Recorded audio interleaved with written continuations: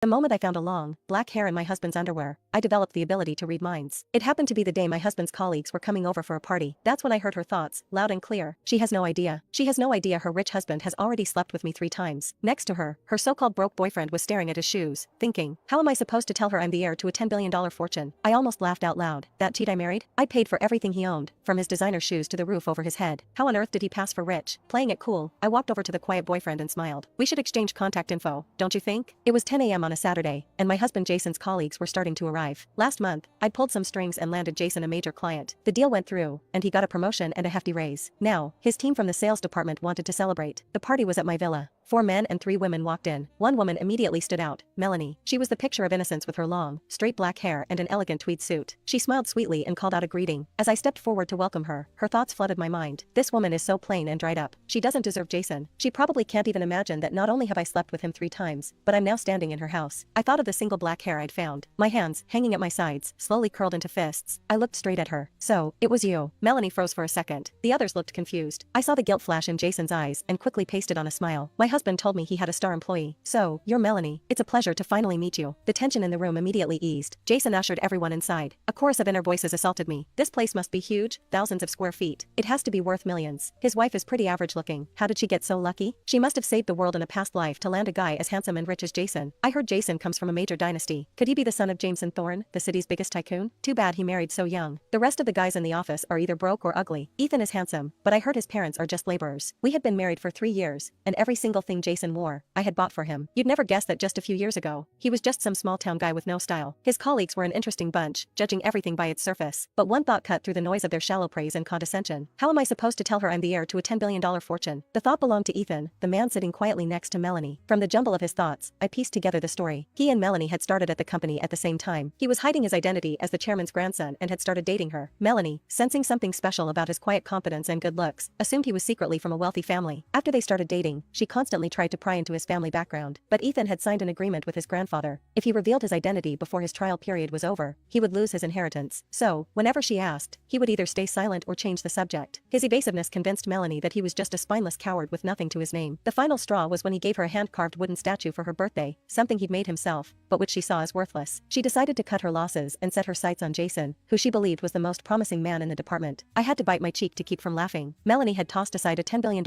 heir for a fake, a man who was rich only in my bank account. I asked Jason to go pick up the catering we'd ordered. All 3 women shot up from the couch at once, but Melanie, with a perfectly crafted smile, waved the other 2 down. I'm the newest here, and the youngest. You're all my seniors. Please, let me go. The other 2 women exchanged awkward glances.